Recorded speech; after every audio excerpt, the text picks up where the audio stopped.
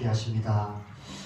오늘은 복음과 믿음이라는 제목으로 요한복음 3장 16절에서 18절까지 말씀을 함께 보겠습니다. 요한복음 3장 16절에서 18절까지 말씀을 우리가 한 목소리로 같이 읽겠습니다. 시작.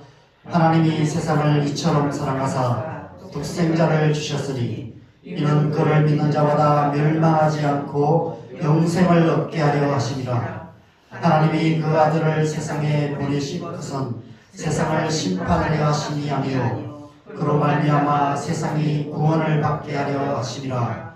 그를 믿는 자는 심판을 받지 아니하는 것이요 믿지 아니하는 자는 하나님의 독생자의 이름을 믿지 아니하므로 벌써 심판을 받은 것이니라.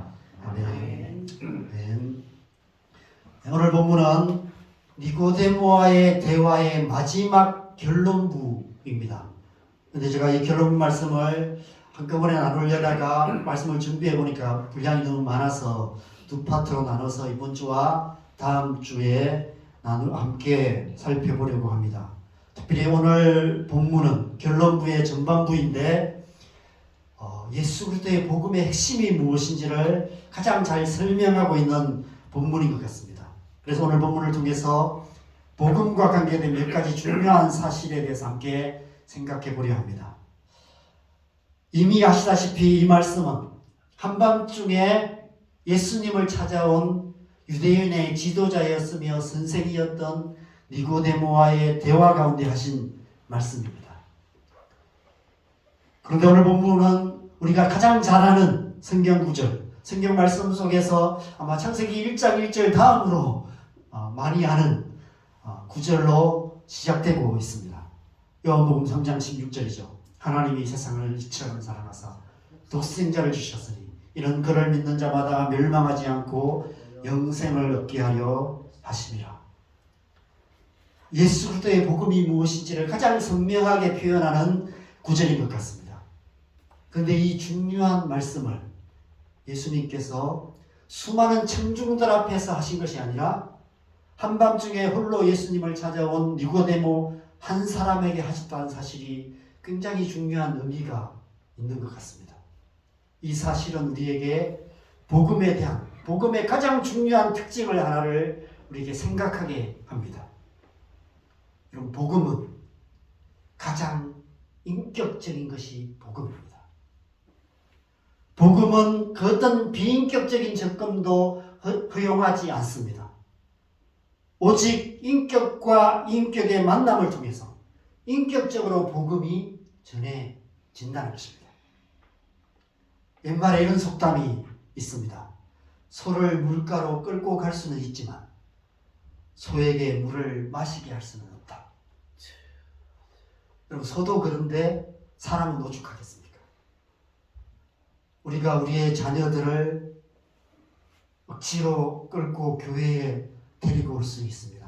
오늘 모 형제님이 오시겠죠. 교회에서 태신자 초청잔치 같은 전도 행사를 하면서 값비싼 전도용품을 준비해서 우리의 가족들이나 친구들이나 이웃들을 교회로 데리고 올 수는 있습니다. 예배에 참석하게 만들어서 목사님이 특별하게 준비한 복음에 대한 메시지를 듣게 할 수는 있습니다. 그러나 그들에게 복음을 전해줄 수는 없습니다. 복음은 그렇게 전해지는 것이 아니기 때문입니다.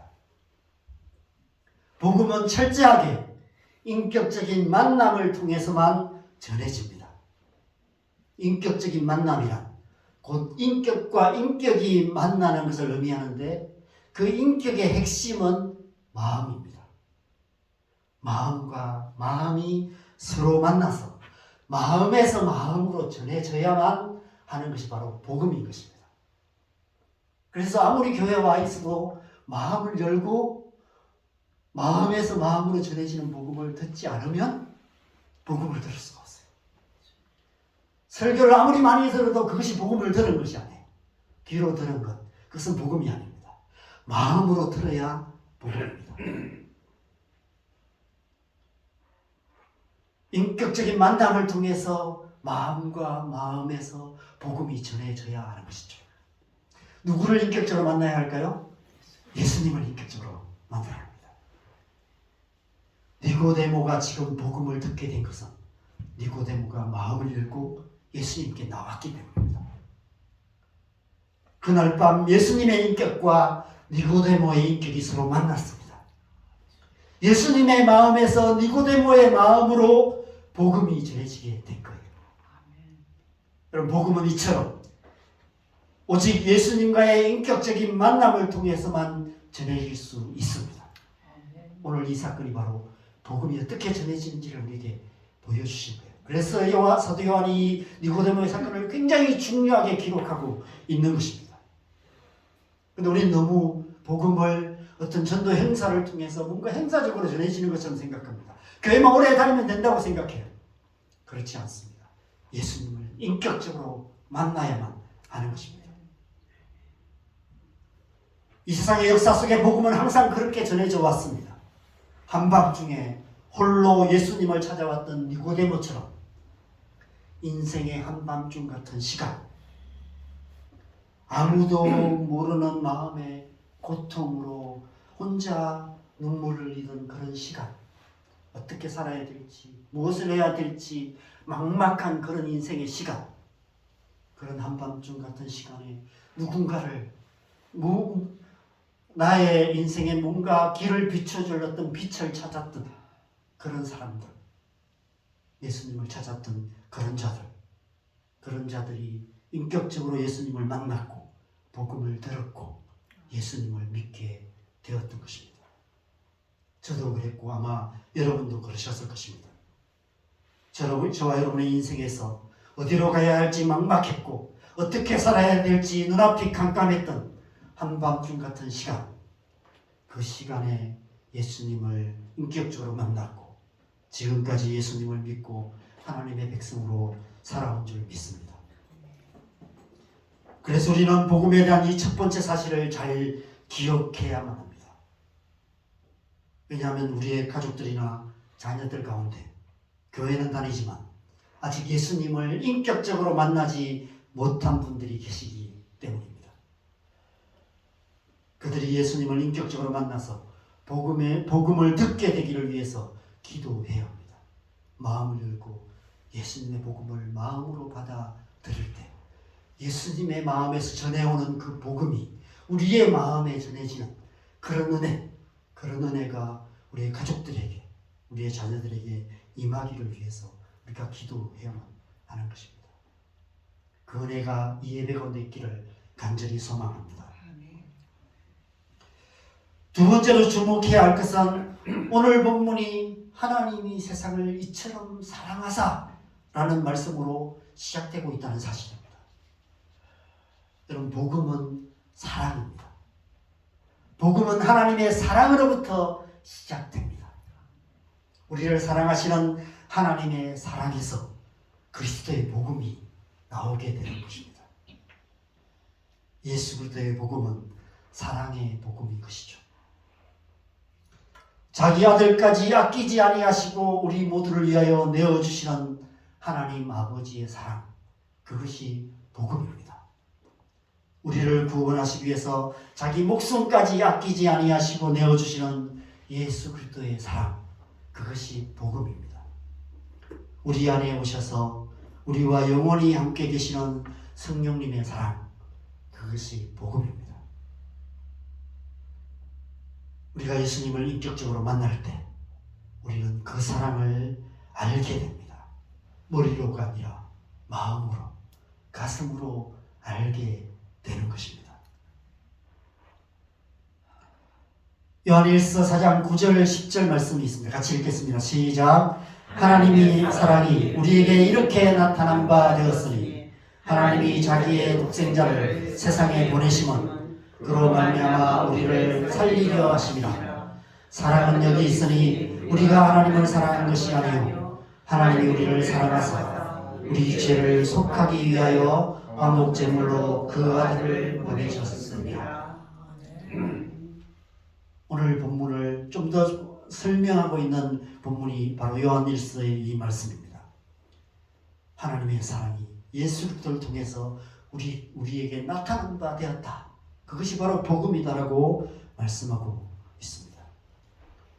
16절에는 이렇게 말씀합니다. 같이 읽겠습니다. 시작. 하나님이 우리를 사랑하시는 사랑을 우리가 알고 믿었노니 하나님은 사랑이시라. 사랑 안에 거하는 자는 하나님 안에 거하고 하나님도 그 안에 거하시느니라.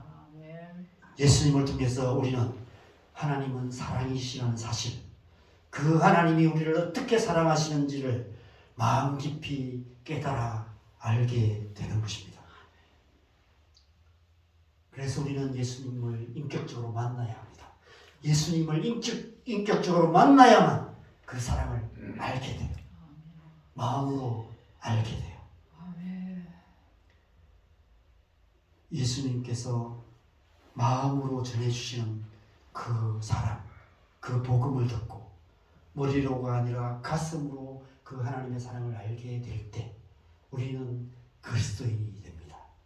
그리스도인으로 그리스도인답게 살아갈 수 있게 되는 것입니다. 여러분, 그 하나님의 사랑을 아십니까? 그 사랑이 날마다 순간마다 가슴으로 마음으로 느껴지십니까? 저는 그 사랑을 잘 몰랐던 것 같아요. 머리로만 알았던 것 같습니다. 그런데 언제부턴가 조금씩 그 사랑이 마음에 느껴지고 알게 되는 그 은혜가 있었던 것 같습니다. 여러분의 삶 안에도 그런 은혜가 있기를 소망합니다. 신앙생활은 날마다 그 사랑을 더 깊이 알아가는 생활이 신앙생활이 아닐까 생각됩니다. 세 번째는 독생자를 주셨으니 라는 말씀과 영생을 얻게 하려 하심이다. 이 말씀을 우리가 함께 보겠습니다. 여러분, 하나님은 주신다 라고 말씀하시고 우리는 받는다라고 말합니다. 하나님은 주시는 분이시고 우리는 받습니다. 그래서 복음은 선물입니다.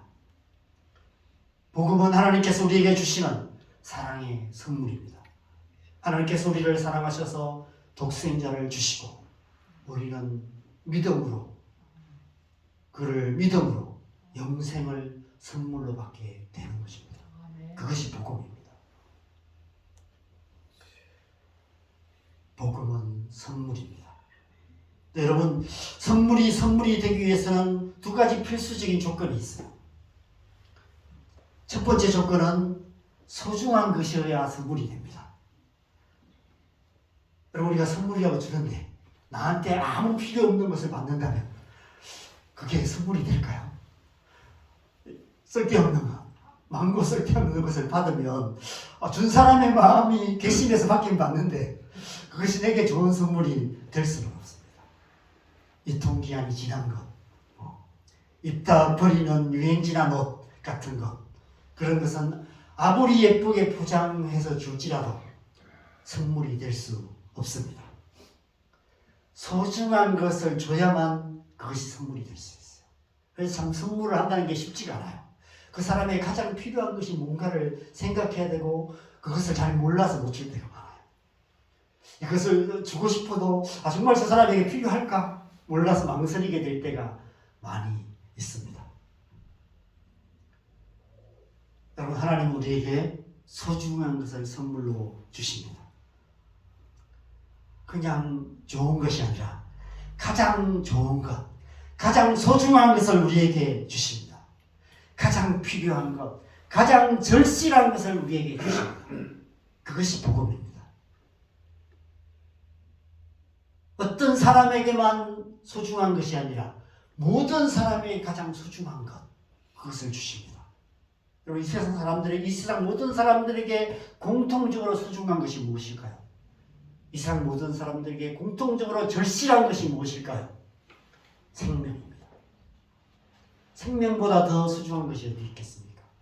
생명보다 더 절실한 것이 어디 있겠습니까? 하나님 우리에게 생명을 선물해 주세요. 그런데 그 생명은 우리의 육신의 생명을 조금 더 연장시켜주는 그런 생명은 아닙니다. 몇 년 더 살게 해주는 것, 몇십 년 더 살게 해주시는 그 생명을 말하는 것이 아니에요. 좀 더 오래 살게 해주시는 것을 말하는 것이 아닙니다. 영생을 주신다고 얘기해요. 영원한 생명. 여러분, 우리에게 생명을 좀 주셨는데 몇 년 더 살게 해주시는 게 무슨 의미가 있겠습니까? 물론 좀 더 오래 살면 좋겠죠. 저희 어머니 돌아가셨는데 몇 년이라도 더 사셨으면 좋겠다 이런 마음이 들기도 하지만, 한편으로 생각하면 우리 엄마 맨날 아프시고 머리부터 발끝까지 안 아프신데 하나도 없으시고 맨날 자식들 걱정 속에서 하루하루 살아가시는, 힘겹게 살아가시는 모습 생각하면 또 몇 년 더 사시는 게 오히려 우리 엄마의 삶에 더 고통만 더 안겨주시는 것이 아닐까 이런 생각이 들어서, 한편으로는 하나님께서 우리 엄마를 너무 사랑하셔서 더 고통받지 않게 하시려고 하나님께서 이렇게 데려가셨구나 이런 마음도 듭니다. 우리 인생도 마찬가지겠죠. 물론 건강하게 오래오래 살아가는 것이 복 중에 하나이긴 하지만, 그러나 또 너무 오래 사는 것도 막 100세, 막 200세까지 살아야 한다면, 물론 건강하게 지금 모습대로 좀 더 오래 산다면 괜찮겠지만 점점 더 나이 들고 힘겹게, 그래서 나중에 병원에 누워서 10년, 20년 그렇게 살아간다면 참 그렇게 사는 것이 참으로 복일까 이런 생각도 듭니다. 그런데 하나님께서 우리에게 생명을 선물로 주시는데 그런 생명을 말하는 게 아니에요. 영원한 생명을 주신다는 것입니다. 그보다 더 좋은 선물이 어디 있겠습니까? 그보다 우리에게 더 필요한 선물이 어디 있겠습니까? 저희 엄마가 영생을 얻으셨어요. 예수님을 믿었고 영생을 얻었습니다. 그래서 하나님 나라에 가 계실 거예요. 그 소망이 있기 때문에 위로가 돼요. 한편으로 마음이 텅 빈 것 같지만, 또 한편으로는 언젠가 하나님 나라에서 사랑하는 엄마를 다시 만날 거라는 소망이 있기 때문에 그것이 위로가 됩니다. 그래서 복음인 거예요. 그래서 영생을 얻은 것이 복음인 것입니다. 그런데 여러분, 이 선물은 우리에게만 소중한 것이 아니에요. 인간관계에서는 그런 선물도 있습니다. 내게는 필요 없는데 상대방에게는 필요하기 때문에 주는 선물도 있습니다. 그죠? 나한테는 필요가 없어요. 그런데 그 사람한테는 필요가 있기 때문에 받으면, 누군가 내게 선물로 줬는데 그 사람에게는 몇 개 있어서 준 것이지만 나한테는 없어서 꼭 필요했기 때문에 나한테는 좋은 선물이 되는 그런 선물이 있습니다. 인간관계에는 그런 선물이 있을 수 있어요. 물론 우리가 그런 것들은 대부분 당근에서 싸게 팔지만 선물로 주지 않지만 그런 선물도 있을 수 있습니다. 근데 하나님께서 우리에게 주신 선물은 그런 선물이 아니에요. 이 선물은 하나님에게도 가장 소중한 것입니다. 바로 독생자를 주셨다는 것이 바로 그런 의미예요. 하나님께도 가장 소중한 것을 우리에게 주셨다는 거예요. 왜냐하면 그것이 우리에게도 가장 소중한 것이기 때문에. 하나님께도 가장 소중하고 우리에게도 가장 소중한 것, 바로 독생자 예수 그리스도를 우리에게 선물로 주셨다는 것입니다. 우리에게 가장 소중한 것을 주시기 위해 하나님께 가장 소중한 것을 우리에게 주셨다고 말씀하고 있습니다. 우리에게 영원한 생명을 주시기 위해서 자기 아들을 아끼지 아니하시고 우리 모든 사람을 위해서 내어 주셨다라고 로마서 8장 32절에 말씀하고 있습니다. 이는 저를 믿는 자마다 멸망하지 않고 영생을 얻게 하려 하심이라. 이것이 바로 복음인 것입니다. 언젠가는 죽음으로 끝날 수밖에 없는 우리에게 영원한 생명을 선물로 주시는 것, 그것이 복음이고, 그것을 우리는 다른 말로 구원이라고 하는 것입니다. 복음이란 하나님께서 우리에게 구원을 선물로 주시는 것입니다. 그렇다면 선물이 되기 위해 두 번째 조건이 있어요. 첫 번째 조건은 가장 소중한 것을 주는 것이 가장 좋은 선물이죠. 그런데 선물이 되기 위해서 필요한 두 번째 조건이 있는데, 값없이 줘야 선물입니다. 선물이라고 포장해서 주지만, 좋은 것을 선물로 주지만 언젠가는 다시 그만한 대가를 치러야 하거나 그보다 더 큰 것으로 갚아야 한다면 그것은 선물이 될 수 없습니다. 저축이 되거나 투자라고 할 수는 있지만 선물이라고 할 수 없습니다. 저희 어머니 장례식에 여러분들과 또 많은 성도님들, 또 특별히 남산교회 성도님들께서 많은 조의금을 보내주셨습니다. 보통 이 세상에서는 그렇게 받는 조의금이나 축의금은 품앗이 같은 의미가 있습니다. 그래서 상대방이 그런 일을 당하면 그만큼 또 돌려줘야 되기 때문에 받은 것을 일일이 장부에 잘 기록해 둡니다. 그래서 청첩장이나 부고를 받게 되면 그 장부를 뒤져서 그분이 그 전에 얼마를 했는지를 보고 또 그만한 것을 다시 돌려줍니다. 다시 갚는 것이죠. 그래서 큰일을 치르고 나면 정산을 하면서 이런 말들이 요구합니다. 누구누구는 내가 얼마를 했는데 이것밖에 안 했다고 이런 얘기도 하고요. 누구누구는 아예 오지도 않았다고 막 이런 얘기도 오갑니다. 저희 아버지도 그러시더라고요. 저희 어머니 돌아가신 그 정신없는 와중에 누구누가 안 왔다 이런 얘기를, 그 사람 내가 얼마를 그때 가서 내가 분명히 부주를 했는데 오지도 않았다 이런 얘기를 하시더라고요. 그런데 저희 어머니 장례식에 조의금을 보내신 성도님들은 그런 계산을 하고 보내신 것이 아니라는 것을 저는 압니다. 네.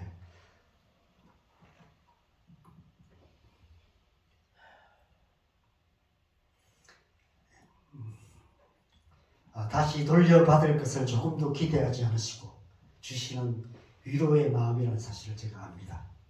그래서 저는 여러분들로부터 많은 선물을 받았고 많은 위로를 받았습니다. 그래서 감사할 수밖에 없습니다. 복음이 바로 그러합니다. 복음은 선물입니다. 하나님께서 값없이 가장 귀한 것, 자기 아들까지 아끼지 아니하시고 아무 공로 없이 아무 대가 바라지 않으시고 아낌없이 우리에게 주신 것입니다.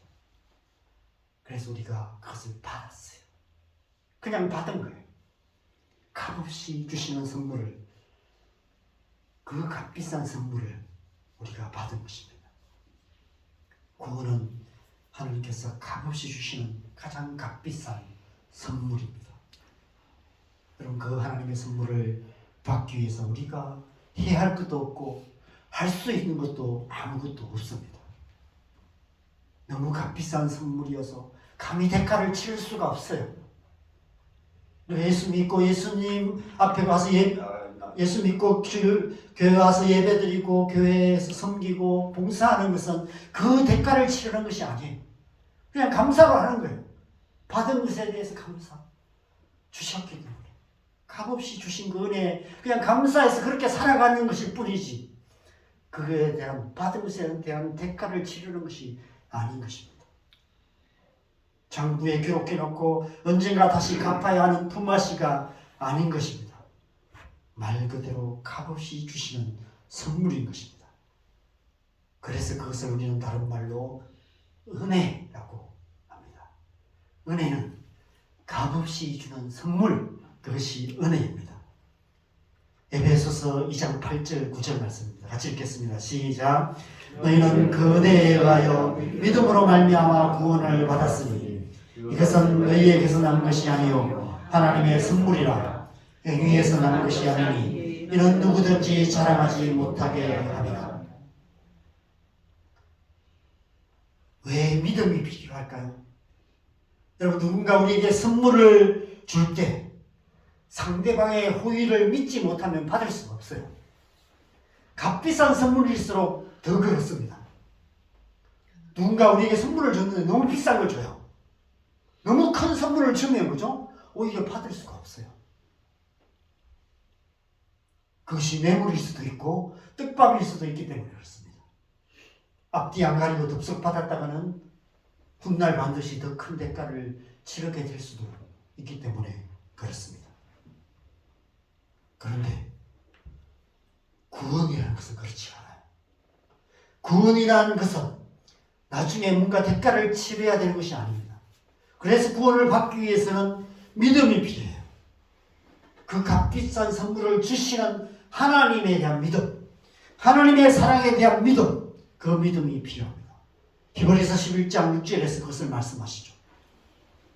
반드시 그가 계신 것과 또한 그가 자기를 찾는 자들에게 상 주시는 이심을 믿어야 한다.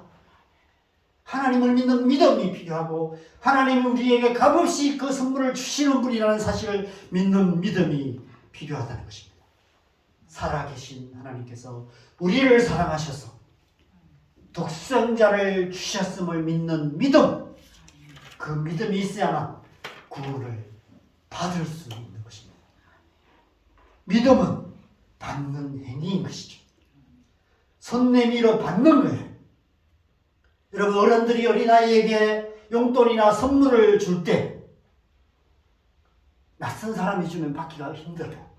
잘 모르는 분, 친척이라고 왔는데, 명절에 친척이 오셨는데 처음 본 친척이 뭔가 주면 받기가 쉽지 않아요. 어린아이일수록.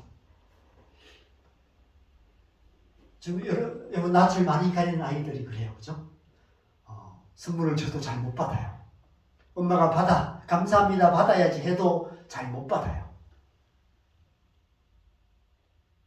믿음이 없습니다. 그런데 부모가 주는 것은 받아요. 그래서 대신 엄마가 받아서 주기도 하고 그렇죠. 부모한테는 때를 써서라도 받아요. 왜 그랬을까요? 부모를 믿기 때문에. 부모가 나를 사랑한다는 걸 믿기 때문에. 아무리 큰 걸 줘도 받아요. 때를 써서라도 받아요. 믿음이 있기 때문에 그렇습니다. 우리가 구원을 받는다는 게 그거예요. 믿음으로 구원을 받는다는 게 바로 그것을 의미하는 것입니다. 그래서 믿음은 다른 말로 받는 행위라고 말할 수 있는 것이죠. 하나님이 은혜로 주시는 그 구원이라는 선물을 두 손 내밀어 받는 행위, 그것이 바로 믿음인 것입니다. 그래서 우리는 구원을 받는다라고 표현하고 있는 거예요. 은혜로 주시는 구원을 믿음으로 받는 것, 그것이 복음이고, 그렇게 받을 때 그 영생을 얻게 되는 것입니다. 그렇다면 왜 우리는 구원을 받아야 할까요? 왜 우리는 예수님을 믿어야 할까요? 오늘 본문에서 가장 중요한 이유가 되는 두 가지 단어가 있는데, 첫 번째 단어는 이미 살펴본 영생입니다. 우리가 예수님을 믿고 구원을 받아야 하는 첫 번째 이유는 바로 이 영생을 얻기 위해서입니다. 하나님께서 영생을 우리에게 선물로 주세요. 그것이 구원이에요. 그런데 우리가 구원을 받아야 되는 또 다른 이유가 되는 두 번째 단어가 있습니다. 바로 17절과 18절에 세 번 기록되어 있는 심판이라는 단어입니다. 우리가 구원을 받아야 되는 이유는 바로 이 심판 때문이에요. 하나님께서 우리를 심판하실 것이기 때문에 우리는 구원을 받아야 하는 것입니다. 한 번 죽는 것은 사람에게 정하신 것이요, 그 후에는 심판이 있겠다고 말씀하고 있습니다. 구원이란 영생을 얻는 것 이전에 죄에 대한 심판으로부터 건지심을 받는 것이 바로 구원입니다. 여러분, 죄가 무엇입니까? 죄라고 얘기할 때 우리는 보통 부정적인 것을 먼저 생각해요. 남을 해롭게 하거나 나쁜 짓을 하는 것을 죄라고 생각합니다. 물론 그렇죠. 다른 사람을 나쁘게 하고 다른 사람을 해롭게 하고 나쁜 짓을 하는 것이 죄입니다. 그래서 다른 사람을 나쁘게 하지 않고 나쁜 짓을 하지 않으면 죄가 없다고 생각해요. 그래서 어떤 사람들은 자신이 죄인이라는 사실을 잘 인정하지 못해요. 저희 아버지께서 그렇습니다. 저희 아버지 어머니가 나름 착하게 사셨거든요. 그래서 저희 어머니 돌아가시고 나서 저희 아버지가 이렇게 말씀하셨어요. 너희 엄마 분명 좋은 곳으로 가셨을 것이다. 평생 다른 사람 해롭게 하지 않았기 때문에, 착하게 사셨기 때문에 분명 좋은 곳으로 가셨을 것이다. 이렇게 말씀하셨어요.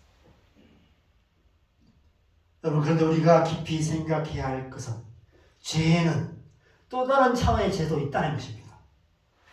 해서는 안 될 나쁜 짓을 하는 것도 죄지만 마땅히 해야 할 선한 일을 행하지 않는 것, 그것도 죄라는 거예요. 부모에게 효도하지 않는 것, 죄입니다. 마땅히 사랑해야 할 가족들을 사랑하지 않는 것, 죄입니다. 마땅히 사랑해야 할 자녀들을 사랑하지 않는 것, 죄입니다. 어려운 이웃들을 돌아보지 않는 것은 죄일까요, 아닐까요? 가난한 자들의 고통을 외면하고 나와 내 가족만 잘 먹고 잘 살려고 애쓰는 것, 죄일까요, 아닐까요? 먹고 살기 위해서 힘든 중노동을 하면서 하루 종일 일해서 겨우 몇천 원만 받아서 근근히 살아가는 사람들이 지구상에 가득합니다. 이러한 세상 속에 천문학적인 부를 쌓아놓고 있는 것, 죄일까요, 아닐까요? 여러분, 왜 예수님께서 부자가 천국에 들어가는 것이 낙타가 바늘구멍 들어가는 것보다 어렵다고 말씀하셨을까요? 옛날 어른들은 음식 남기면 죄가 된다고 말씀하셨어요. 그런데 오늘날 우리는 얼마나 많은 음식을 음식물 쓰레기로 버리고 있는지 모릅니다. 지난주 저희 집에 김치 냉장고가 고장이 나서 새 걸로 바꿨습니다. 요즘 나온 것들이 너무 비싸서 가장 싼 것을 고르다가 가장 작은 사이즈를 인터넷으로 찾아서 가장 작은 걸 샀습니다. 지금까지 쓰던 것이 이제 이렇게 길쭉하게 생긴 스탠드형이었는데 그거 반만한 게 있더라고요. 위에 반을 잘라내고 밑에 것만 있는 요만한 그런 것이 있어서 그 사이즈를 샀습니다. 그래서 지금까지 저희가 절반 위에 것을 냉동실로 쓰고 밑에 것만 김치냉장고로 썼거든요. 그래서 이제 위에 있는 냉동실로 쓰던 것을 이제 정리를 해야 됐어요. 그래서 정리를 해서 꺼내보니까 깊숙한 곳에 유통기한 몇 년 지난 그런 냉동 음식 식품이 있었습니다. 도저히 먹을 수 없는 상태여서 음식물 쓰레기로 버릴 수밖에 없었습니다. 아마 냉장고에 그 냉동실도 뒤져보면 그런 음식들이 많이 있을 것 같습니다. 여러분 집을 한번 방문해서 한번 냉동실 한번 뒤져볼까요? 네.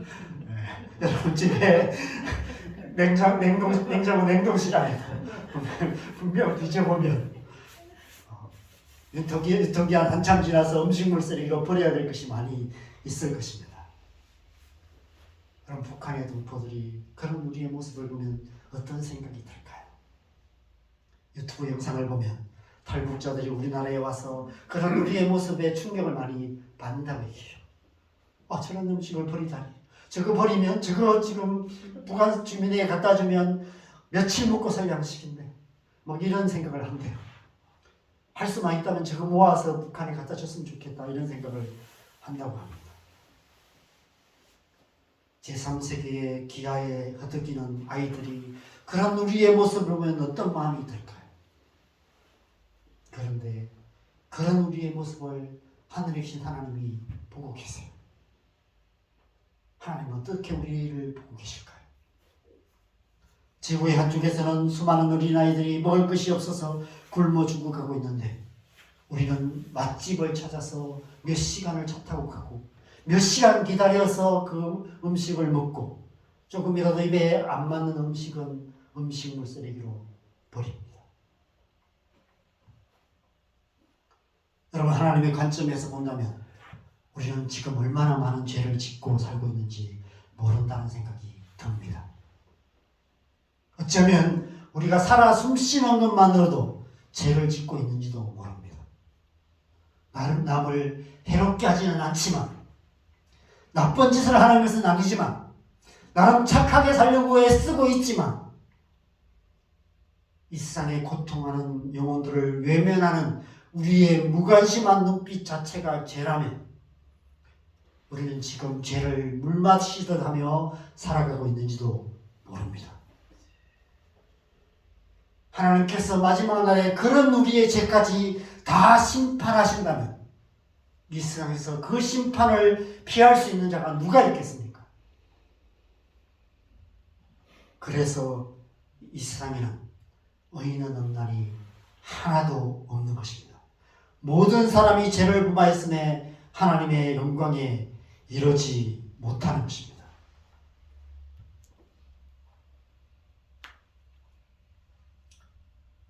죄의 삭은 사망이며 그 후에는 심판이 있을 거라고 말씀하십니다. 전도서 12장 14절입니다. 같이 읽겠습니다. 시작. 하나님은 모든 행위와 모든 은밀한 일을 선악간에 심판하시리라. 모든 행위만이 아니라 모든 은밀한 일을까지도 선악간에 심판하실 것이다 라고 말씀하십니다. 여러분, 이 심판을 피할 자가 누가 있겠습니까? 구약 성경에만 이렇게 말씀하실까요? 신약에도 똑같은 말씀이 있습니다. 고린도서 5장 10절입니다. 같이 읽겠습니다. 시작. 이런 우리가 다 반드시 그리스도의 심판대 앞에 나타나게 되어 각각 선악간에 그 몸으로 행한 것을 따라 받으려 하며. 그리스도의 심판대 앞에 각각 선악간에 그 몸으로 행한 것을 따라 심판을 받게 된다고 말씀하고 있습니다. 그럼 과연 누가 이 하나님의 심판을 피할 수 있을까요? 그래서 우리는 예수님을 믿고 구원을 받아야 하는 것입니다. 예수님께서 심판날에 우리의 피난처가 되기 때문입니다. 그래서 그리스도의 심판대라고 말하는 거예요. 그리스도의 심판대. 예수 그리스도를 앞에서 심판을 받는 것입니다. 예수 그리스도를 믿는 자와 믿지 않는 자의 심판이 있다는 것이죠. 여러분, 미국의 부자들 가운데는 땅속 깊은 곳에 피난처를 만드는 사람들이 있다고 얘기합니다.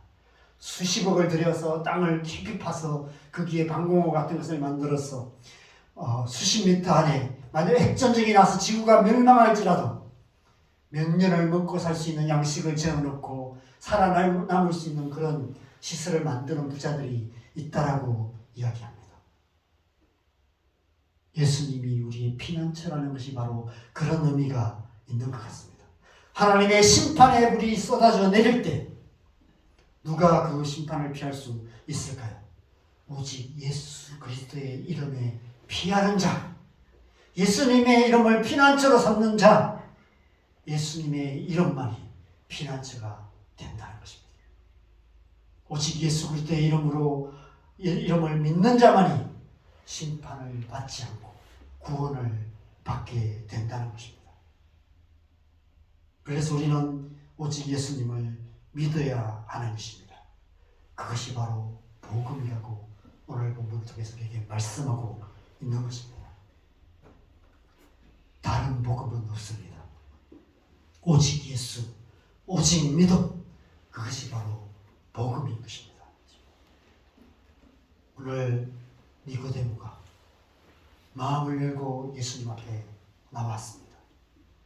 예수님의 마음에서 니고데모의 마음으로 바로 이 복음이 전해진 거예요. 오직 예수, 오직 믿음. 니고데모는 오늘 그 복음을 마음으로 들었고 믿음으로 구원을 받게 된 것입니다.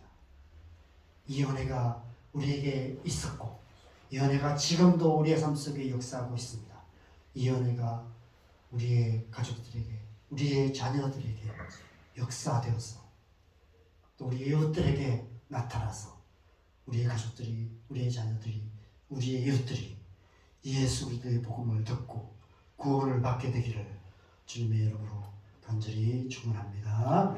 이렇게 우리 찬양하고 기도하는 시간을 갖겠습니다. 우리 찬양 우리 함께 하겠습니다. 하나님의 독생자 예수 함께 찬양하겠습니다.